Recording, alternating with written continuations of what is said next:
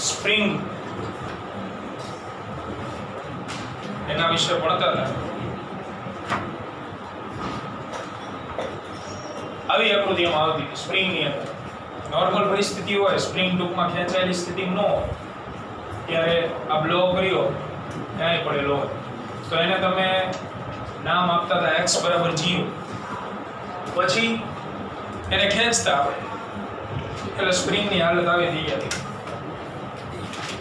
તો મૂળ સ્થિતિમાંથી આ બાજુ ખેંચતા હતા એટલે +x કહેતા હતા. પછી એને અહીંયાથી મૂકી દો એટલે મધ્યમાન સ્થાને પાછો આવે.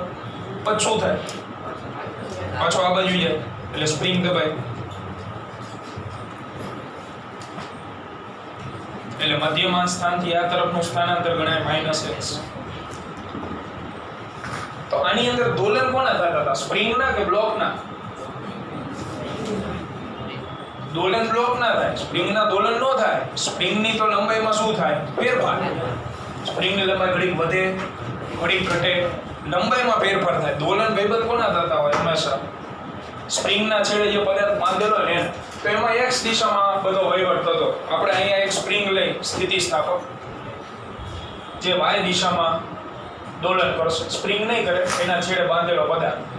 એટલે આકૃતિ જાણકારી માટે જ છે, પણ આકૃતિ ઉપરથી બધી વ્યાખ્યાઓ સહેલી લાગશે. તો 5 અલગ અલગ પરિસ્થિતિ દર્શાવવાની. 1 2 3 4 અને 5. પહેલી પરિસ્થિતિ કઈ લેવાની ખબર? સ્પ્રિંગને દબાયેલી સ્થિતિમાં રાખો, કારણ કે દોલન કરાવવા હોય ઘડીઓ કરવી પડે. ઘડી કર્યા વગર દોલન થવાનું નથી. કાં તો સ્પ્રિંગને તમે ખેંચી મૂકી દો, અથવા તો સ્પ્રિંગને મૂળ સ્થિતિમાં શું કરો? દબાવી પછી મૂકો. એનસીઆરટી મુજબ આપણે પહેલી પરિસ્થિતિ લઈએ કે સ્પ્રિંગ મૂળ સ્થિતિમાંથી ખૂબ દબાયેલી સ્થિતિમાં છે. એટલે આ રીતે અહીંયા છેડે પદાર્થ આવી રીતે છે, જેને દોલક કહેવાય. જે પદાર્થ દોલિત ગતિ કરતો હોય એવા પદાર્થને શું કહેવાય? દોલક. ઢોલક નહીં, દોલક કહેવામાં આવે. આ આપણે સ્પ્રિંગને મૂળ સ્થિતિમાંથી દબાવી દીધી છે. હવે અહીંયાથી છૂટી મૂક દો તો શું થાય? અહીં છૂટી મૂક દો તો સ્પ્રિંગ મૂળ સ્થિતિમાં હતી, અહીંયાથી તમે જેટલી શક્ય હતી ને એટલી એને દબાવી દીધી ઉપરની સાઈડ. પછી અહીંયાથી તમે એને મૂકી દો તો શું થાય? નીચે આવે. પહેલા તો હતી એમને એમ થાય ને, મૂળ સ્થિતિમાં આવે પાછી. એટલે બીજી આકૃતિમાં સ્પ્રિંગની મૂળ સ્થિતિ દર્શાવવાની.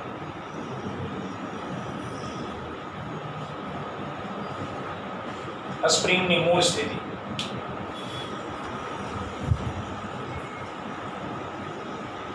અહીંયા ઊભી રહી જાય સ્પ્રિંગ કે હજી નીચે જાય?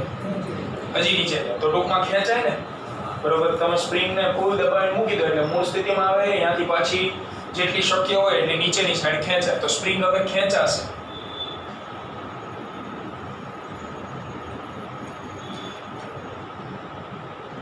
એટલે આ સ્પ્રિંગની ખેંચાયેલી સ્થિતિ.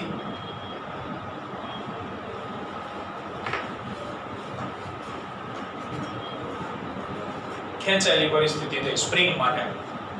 હવે શું થાય પેપર? અહીંથી નીચે જાય, જેટલી હતી એટલી શક્ય તો ખેંચાઈ ગઈ. પછી અહીંયાથી ક્યાં ચડે?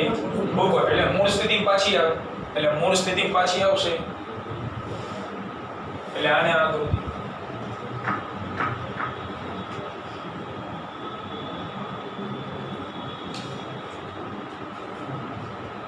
આ સ્પ્રિંગ મૂળ સ્થિતિમાં પાછી આવી, ત્યાંથી પાછી દબાય.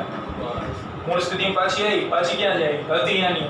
એટલે સ્પ્રિંગ પાછી દબાયેલી સ્થિતિ. તો એક દોલન પૂરું થયું કહેવાય.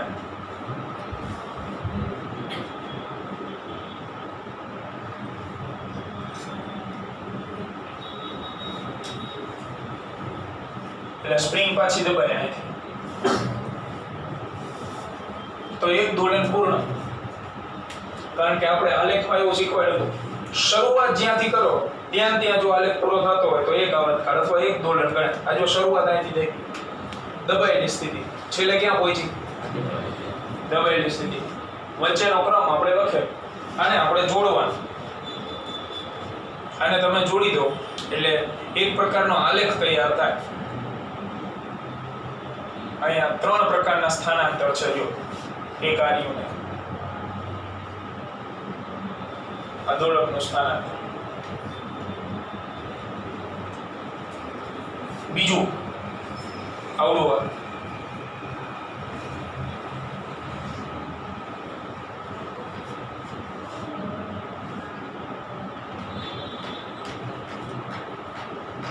આ બીજું એનું સ્થાનાંતર, અને ત્રીજું આર્ય.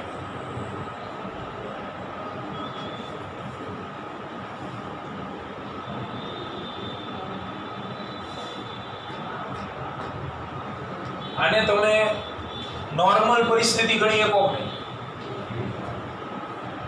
આ જગ્યાએ સ્પ્રિંગ ખેંચાયેલી કે દબાયેલી સ્થિતિમાં દેખાય નોર્મલ પરિસ્થિતિ, એટલે ત્યારે દોલક મધ્યમાન સ્થાને હોય એવું ગણીએ એટલે 0.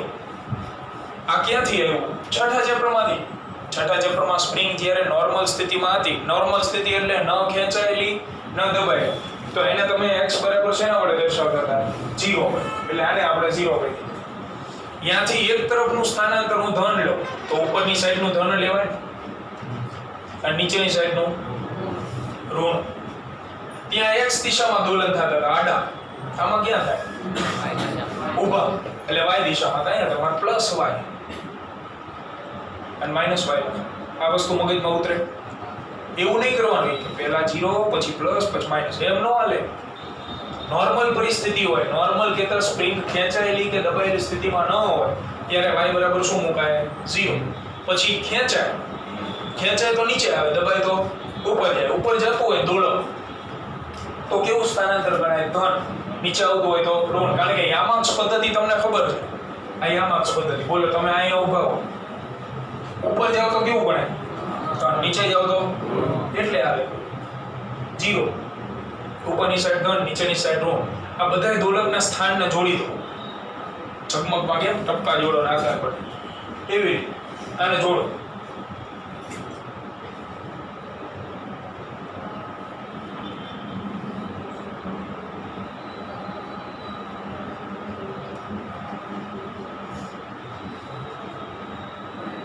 કયા વિધેયનો આલેખ કોઈ એવો દેખાય છે?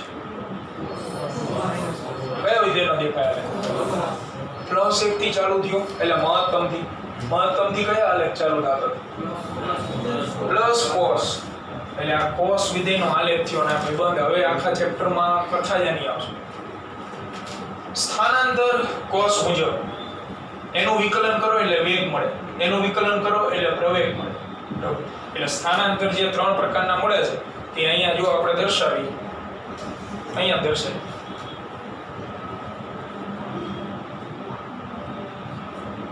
આ બધાને નીચેની સાઈડ ઉતારવાના, બધા સ્થાન. અહીંયા આલેખ દોરીએ. અહીંયા x અક્ષ ઉપર રાખવામાં આવશે સમય t,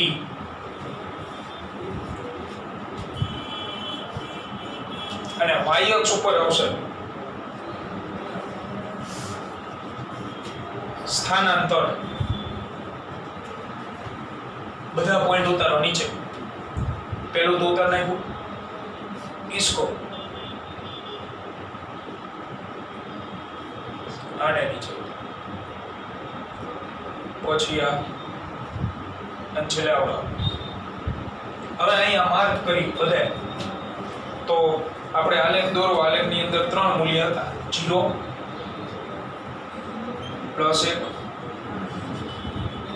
-1. દર્શાવો તો t બરાબર 0 સમય. અહીંયા પહેલા હું નામ આપી દઉં. અહીં સ્થાનાંતર તો 0 છે, સમયગાળા નામ આપી દઈએ. t બરાબર 0 સમય. સમય કઈ અક્ષ ઉપર? x. इधर को t1, इधर t2, t3 અને t4. અલગ અલગ સમયે દોલકના સ્થાનાંતરો અલગ અલગ જોવા મળશે. દર્શાવો. t બરાબર 0 સમયે દોલક ક્યાં છે? इधर को क्या दे? 0 આગળ. અહીંયા પ્લસ કરો ટપકું, પછી 0 જાય એટલે 0 આપણી આકૃતિમાં અહીંયા એટલે આ જગ્યાએ આવે ને, કારણ કે t1 સમયે દોલક ક્યાં આવે છે 0 આવે એટલે t1 સમયે અહીંયા પહોંચે. પછી t2 સમયે -y એટલે આપણામાં -1 તો -1 અહીંયા છે અને આપણે લઈ જવાનું અહીંથી આમ અહીંયા ટપકું થાય. 10માં પોઈન્ટ દર્શાવતા હતા ને આલેખમાં આમ આપ્યું હોય અંકિત કરો, ફરી અંકિત 0 એકો બગો તગો ચોકો એકો બગો તગો અઢો કરો માર્ક, આને માર્ક કરી આપણે. એટલે પહેલા તમે આવું કરતા હતા બગડો તો અહીંયા, પછી 8 તો અહીં, પછી આ બેયને ભેગા કરો અને આ જગ્યાએ P બિંદુ મળે. સેમ ઈ જ રીતે તમે આ જગ્યાએ સ્થાનાંતર -1 છે, અહીંયા ન દર્શાવી દેવાનું ટપકું કે -1 મૂકો અહીં. t2 સમયે છે એટલે આને અહીંયાથી આમ લઈ જાઓ, અહીંયાથી નીચે આવો એટલે t2 સમયે સ્થાનાંતર -1 મળે. પછી t3 સમયે પાછું 0 એટલે આ જગ્યાએ, અને t4 સમયે પાછું પ્લસ એટલે અહીં. તો આને આપણે જોડીએ એટલે cos વિધેયનો આલેખ જ મળે છે.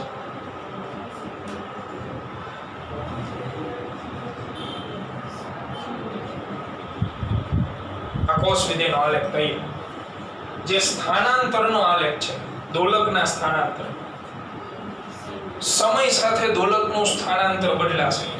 અત્યાર સુધી ત્રીજા ચક્રમાં શું હતું ખબર? સ્થાનાંતરના કઈ ઠામ ઠેકાણા ન હોય. 10 થાય, 15 થાય, 50 થાય, 500 થાય, 2000 થાય. આમાં લિમિટ બંધાઈ ગઈ. દોલકનું સ્થાનાંતર મહત્તમ કેટલું થાય? પ્લસ અહીંથી હરક પદુડું થઈને ઉપર જવાનું નથી. ન્યૂનતમ કેટલું થશે? માઈનસ. એ માઈનસ તો દિશા દર્શાવે, બાકી સ્થાનાંતર તો મહત્તમ જ ગણાય. અહીં આનો મીનિંગ એવો થયો, મધ્યમાં સ્થાનથી એક તરફનું સ્થાનાંતર કેવું આવે? ધન. બીજી તરફનું કેવું આવે? ઋણ. ત્રીજા ચક્રમાં એવું જ હતું, સ્થાનાંતરનું મૂલ્ય ધન, ઋણ કે શૂન્ય હોઈ શકે, પણ પથ લંબાઈ માત્ર ધન હતી. બરોબર? એટલે અહીંયા એવું મધ્યમાં સ્થાનથી એક તરફનું દોલકનું સ્થાનાંતર ધન લીધું હોય, બીજા તરફનું કેવું લેવાનું? ઋણ. એટલે આમ ન્યૂનતમ છે એવો શબ્દ કોઈ ન વાપરવી કે ન્યૂનતમ સ્થાનાંતર. ન્યૂનતમ નથી, મહત્તમ જ છે પેપર, પણ કેવું છે? ઋણ એટલે કે એની દિશા શું થઈ ગઈ? વિરુદ્ધ થઈ ગઈ. હવે એ ધન ઋણ તમે કોની સાપેક્ષે નક્કી કરો? 0 ની સાપેક્ષે, એટલે મધ્યમાન સ્થાનની સાપેક્ષે. મધ્યમાન સ્થાન તમારી આગળ હોય તો તમને ખબર પડે ને કે ભાઈ અહીંયાથી નીચે આવે છે. બરોબર છે, બરોબર એટલે પછી અહીંયાથી ઉપરની સાઈડ તન તો ખબર હોય ને. એટલે મધ્યમાન સ્થાને સ્થાનાંતર શું ગણાય? 0. એનાથી એક તરફનું સ્થાનાંતર ધન અને બીજા તરફનું સ્થાનાંતર કેવું આવશે? ઋણ. તો આ આકૃતિ ચોપડીમાં આપેલી જ નથી, એટલે આપણે પરીક્ષામાં ક્યાંય દોરવાની થતી જ નથી. માત્ર જાણકારી માટે. પણ આ આકૃતિથી આવતી વ્યાખ્યાઓ એકદમ સહેલી લાગશે. બરોબર? તો ભણીએ વ્યાખ્યા. સૌથી પહેલી વ્યાખ્યા, મધ્યમાન સ્થાન અથવા એનું બીજું નામ છે સંતુલિત સ્થિતિ. તો આપણે બધી વ્યાખ્યાઓ પદાર્થ માટે વ્યાખ્યાયિત નથી કરવાની, દોલક માટે કરવાની છે. દોલક જે દોલિત ગતિ કરતું હોય અથવા સરળ આવર્ત ગતિ કરતું હોય, તો વ્યાખ્યામાં શબ્દનો ઉલ્લેખ આવવો જોઈએ દોલક માટે. તો મધ્યમાન સ્થાનની વ્યાખ્યા કે દોલક જે બિંદુને અનુલક્ષીને દોલિત ગતિ કરતું હોય, અથવા તમે લખી શકો આપણી મહત્તમ શરતવાળી ગતિ, સરળ આવર્ત ગતિ. દોલક જે બિંદુને અનુલક્ષીને સરળ આવર્ત ગતિ કરે તે બિંદુને અથવા તે સ્થાનને દોલકનું શું કહેવાય? મધ્યમાન સ્થાન અથવા તો સંતુલિત સ્થિતિ. એને અનુલક્ષીને દોલન થાય. આમાં તો દોલન કોને અનુલક્ષે? 0 ને અનુલક્ષે. ઘડીક 0 થી નીચે, ઘડીક 0 થી ઉપર. તો દોલન આમ ચાલુ જ રહેશે. એટલે જે બિંદુને અનુલક્ષીને એ સરળ આવર્ત ગતિ કરે અથવા તમે લખી શકો દોલિત ગતિ કરતું, એને દોલકનું શું કહેવાય? મધ્યમાન સ્થાન. બીજી વ્યાખ્યા સ્થાનાંતર. ત્રીજા ચેપ્ટરની નથી વાંચવાની, તમને પરીક્ષામાં એવી પૂછે દોલક માટે સ્થાનાંતર વ્યાખ્યાયિત કરો, તો દોલકના સ્થાનાંતરની વ્યાખ્યા કે મધ્યમાન સ્થાનથી કોઈ સમયે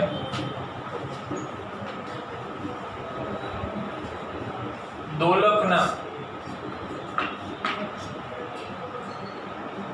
અંતરને તે સમયે દોલકનું શું કહેવાય? સ્થાનાંતર. મધ્યમાન સ્થાનથી કોઈ સમયે દોલકના અંતરને તે સમયે દોલકનું સ્થાનાંતર કહેવાય. ધારો કે તમને એમ કહેવામાં આવે કે આ સમયે દોલકનું સ્થાનાંતર ગોતો. સમય તો x અક્ષ ઉપર જ છે ને, એટલે એટલા માટે સમયનું સ્થાનાંતર ગોતો. આ સમયે સ્થાનાંતર તો ક્યાં આવે? ઉપર અડાડતો અને આલેખમાં અહીંયા આવે આ જગ્યાએ દોલકનું સ્થાનાંતર જે મધ્યમાન સ્થાનથી અંતર દર્શાવે. એટલે મધ્યમાન સ્થાનથી કોઈ સમયે શબ્દનો ઉલ્લેખ આવવો જોઈએ, કારણ કે દરેક સમયે દોલકનું સ્થાનાંતર સમાન છે તે બદલાય.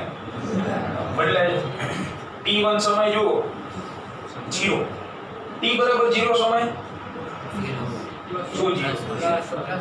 ક્યાં દોલક ક્યાં t બરાબર 0 સમય ઉપર +1, t બરાબર t2 સમય -1, t4 સમયે પાછું +1. તો સમય સાથે એનું સ્થાનાંતર શું થાય? બદલાય.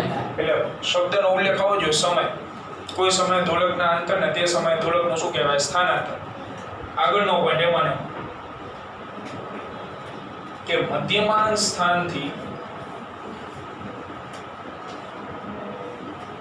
કોઈ એક તરફનું સ્થાનાંતર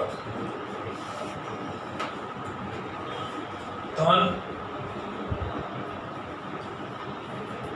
અને એના સિવાયની એટલે બીજી તરફનું સ્થાનાંતર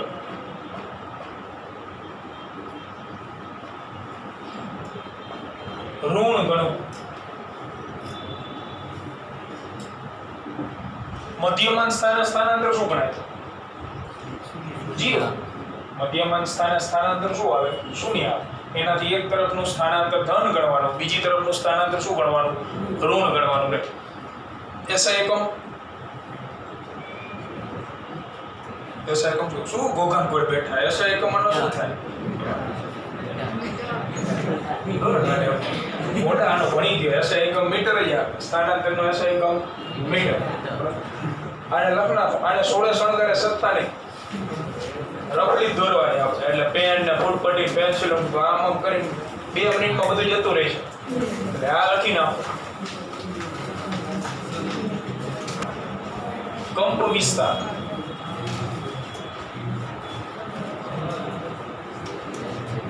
તો કંપ વિસ્તારની વ્યાખ્યા આના જેવી છે, પણ એક શબ્દ બદલાય. મધ્યમાન સ્થાનથી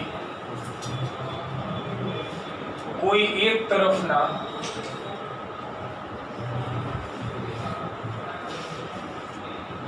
દોલકના મહત્તમ સ્થાનાંતરને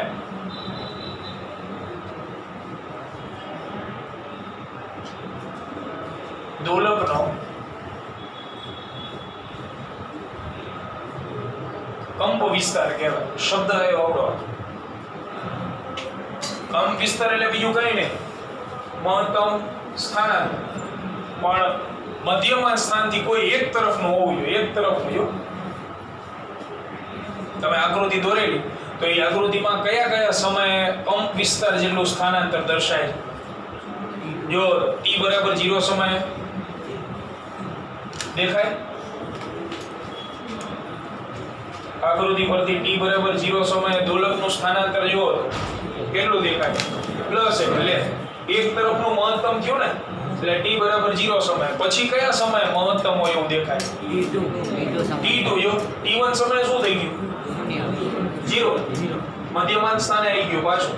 પછી t2 સમયે નીચે ગયું ને, એટલે આપણે કીધું એક તરફનું જ સ્થાનાંતર લેવાનું અને એ પાછું કેવું મહત્તમ, તો t બરાબર t2 અને ત્રીજું દેખાય t4. આ ત્રણ સમયે દોલક મહત્તમ સ્થાનાંતર ધરાવે છે. આકૃતિ ઉપરથી એવું લખી શકાય કે આ ત્રણ સમયગાળા આગળ દોલકનું જે સ્થાનાંતર રહ્યું એ મહત્તમ છે. એટલે કોના જેટલું છે? એક્ઝેક્ટલી કંપ વિસ્તાર જેટલું. તો કંપ વિસ્તાર એટલે બીજું કંઈ નહીં, મહત્તમ સ્થાનાંતર. તો બોલો એનો SI એકમ શું થાય? મીટર. ટૂંકમાં તો સ્થાનાંતર ને મહત્તમ હોય ન્યૂનતમ હોય તો મીટર એનો SI. તો કંપ વિસ્તાર પૂછાય તેની વ્યાખ્યા SI એકમ જ લખવાનો. આ તો ક્યારે હોય? આકૃતિ હોય તો આકૃતિ આપણે દોરવાની પરીક્ષા, બરાબર.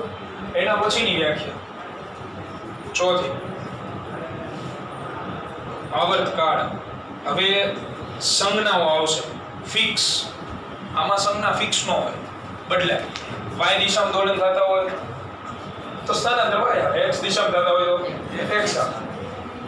મધ્યમાન સ્થાનની સંજ્ઞા હોય 0. કંપ વિસ્તારની સંજ્ઞા અલગ અલગ આવે. આવર્તકાળની સંજ્ઞા ફિક્સ કેપિટલ T. આવર્તકાળ આગળ આવી ગયું તો એની વ્યાખ્યા દોલકને એક દોલન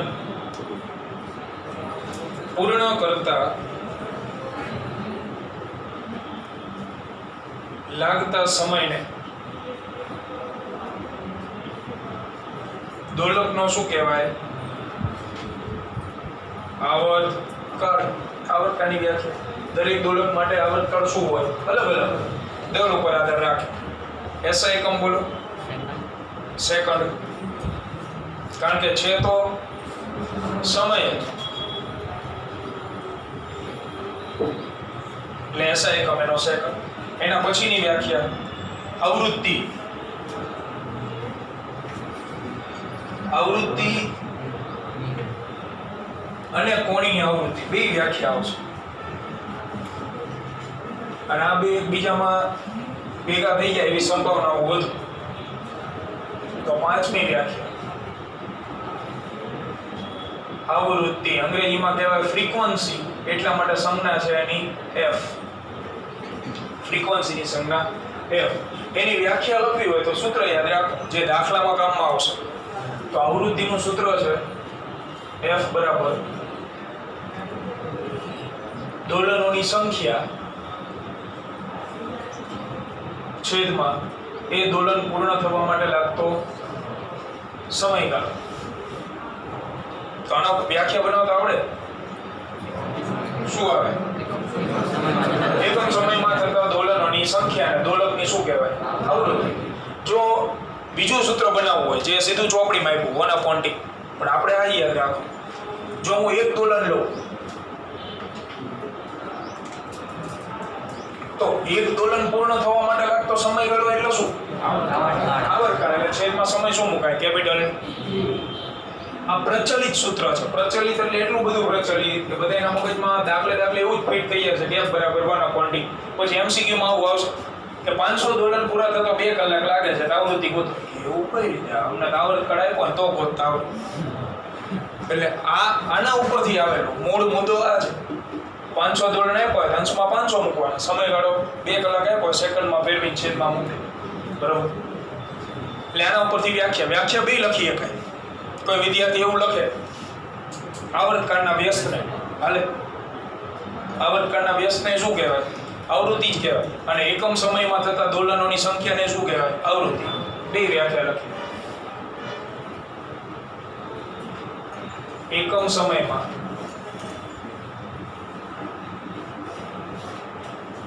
થતા દોલનોની સંખ્યાને દોલકની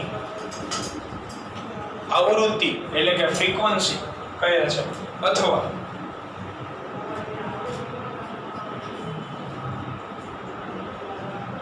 દોલકના આવર્તકાળના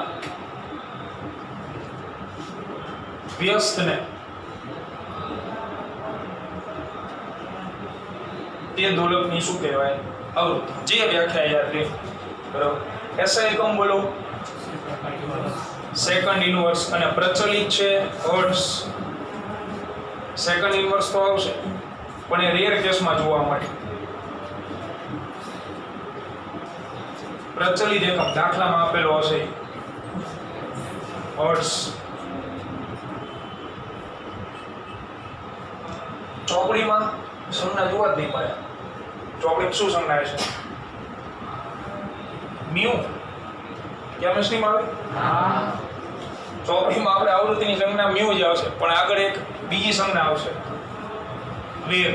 અને આપણે એટલે જ આની ટેવ નથી પાડવાની, નહીંતર આ બે હરખા જ લાગશે.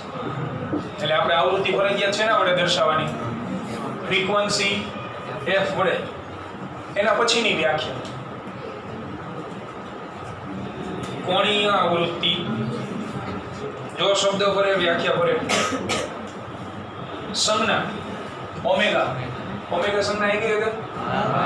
કોણીય વેગ. તો સૂત્ર ઉપરથી જ વ્યાખ્યા આની. તો આનું સૂત્ર છે 2πf. બીજું સૂત્ર એ બને f ની જગ્યાએ શું મુકાય? 1/t. એટલે બીજું સૂત્ર બને 2π/t. તમને યાદ હોય તો ચાકગતિમાં છેલ્લે આપણે MCQ લાસ્ટ લેક્ચરમાં એક્સ્ટ્રા ગણાયા હતા. એમાં પૃથ્વીની ત્રિજ્યા એકાએક અડધી થઈ જાય તો દિવસ 24 માંથી 6 કલાકમાં થઈ જાય. એમાં આનો ઉપયોગ કર્યો હતો. ઓમેગા બરાબર 2π/t. ઓફિશિયલી હવે ભણી ગયા ઓમેગા બરાબર 2πf. વ્યાખ્યા આવેલી દોલકની આવૃત્તિના 2π ગણાને દોલકની કોણીય આવૃત્તિ કહેવાય. દોલકની આવૃત્તિ f ના 2π ગણાને કોણીય આવૃત્તિ કહેવાય.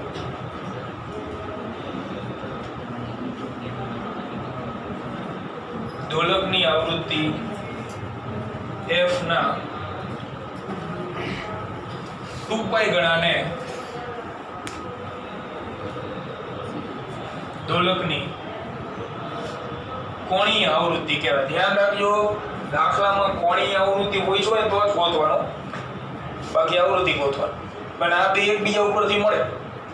f આપ્યું હોય તો ઓમેગા મળે, ઓમેગા આપ્યું હોય તો f ગોતી શકાય. એસઆઈ એકમ બોલો. એસઆઈ એકમ તો એ કઈ થોડા ચેપ્ટરે બદલાય. કોણીય વેગનો શું હતો?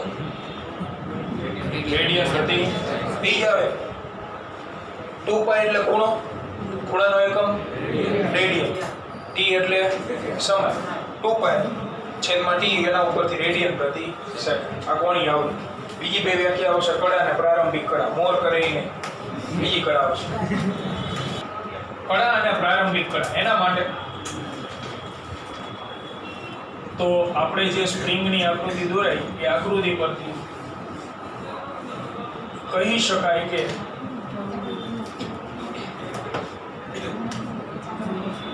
દોલકનું t સમયનું સ્થાન અથવા t સમયે સ્થાનાંતર એનું સૂત્ર ધ્યાનથી.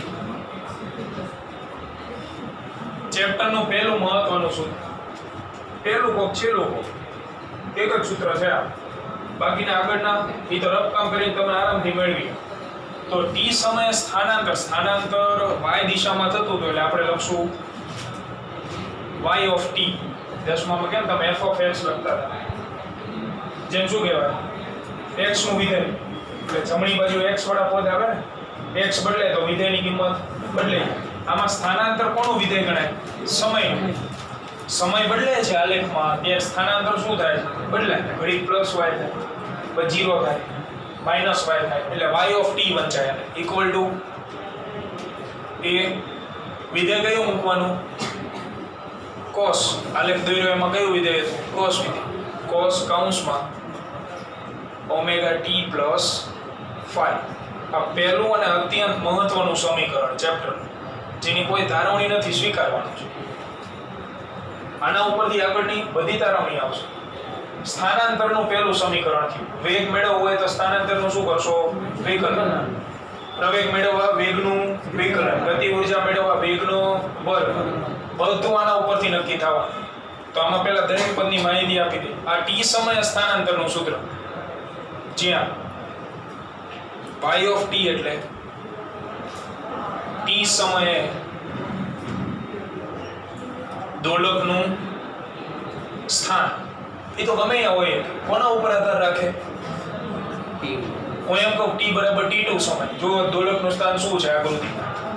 t2 સમય 0.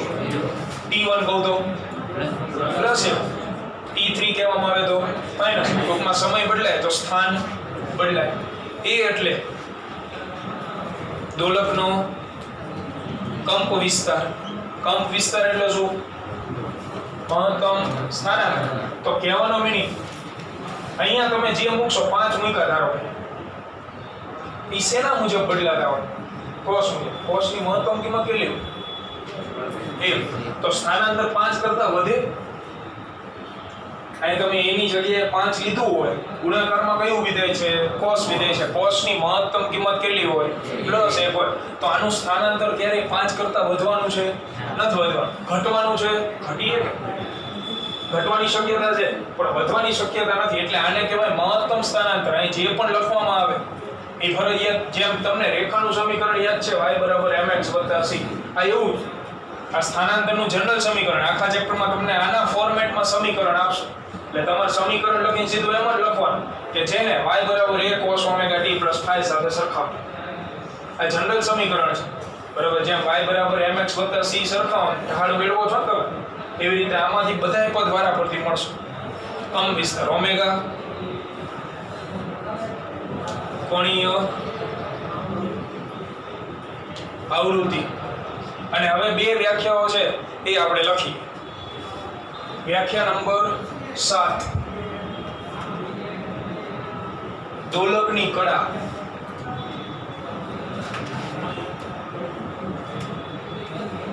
તો 7મી વ્યાખ્યા ખાલી કળા.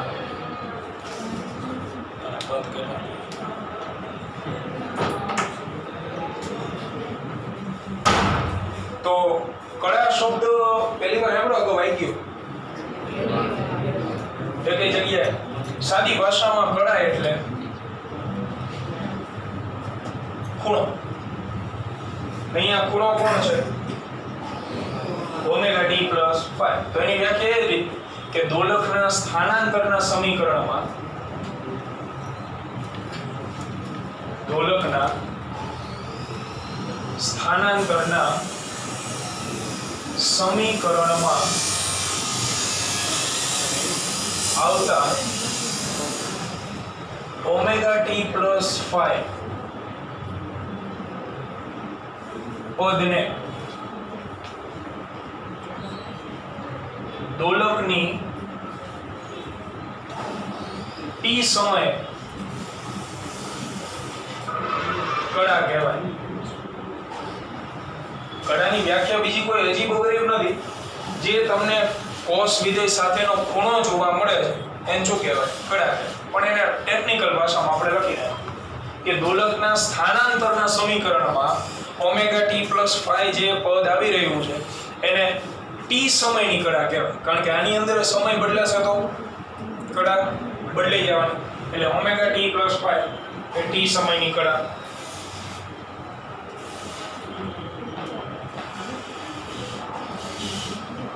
બોલો SI એકમ શું થાય? તો ટૂંકમાં તો ઉપર લખ્યું છે કળા એટલે ખૂણો. તો ખૂણાનો SI એકમ રેડિયન. અને છેલ્લી વ્યાખ્યા પ્રારંભિક કળા જે phi જેટલી હશે. પ્રારંભિક કળા એટલે t = 0 સમયની કળાને શું કહેવાય? પ્રારંભિક કળા. t = 0. કળાનું સૂત્ર શું? Omega t + phi. એમાં t = 0 મૂકો તો આવડી જાય. શું વધે? એને શું કહેવાય? પ્રારંભિક કળા. એટલે t = 0 સમયે દોલકની કળાને શું કહેવાય? દોલકની પ્રારંભિક કળા. એનો SI એકમ શું થાય? રેડિયન જ થાય. એ પ્રારંભિક કળા. પ્રારંભિક કળા એટલે ટૂંકમાં શરૂઆતનો ખૂણો જે છે એને તમે પ્રારંભિક કળા. T સમયનો ખૂણો એને શું કહેવાય? સાદી કળા. એટલે ટોટલ 4 વ્યાખ્યા તમારી નવી થઈ: આવૃત્તિ, કોણીય આવૃત્તિ, કળા અને પ્રારંભિક કળા. અહીંયા લખી નાખવાનું કે જ્યાં phi equal to પ્રારંભિક કળા. આની અંદર T બરાબર 0 મૂકો. આ 8 વ્યાખ્યા ચેપ્ટરના અંત સુધી આવશે. તો કળકળાટ તૈયાર કરી નાખજો. આવતીકાલે પૂછવામાં આવશે યથાયોગ્ય રીતે.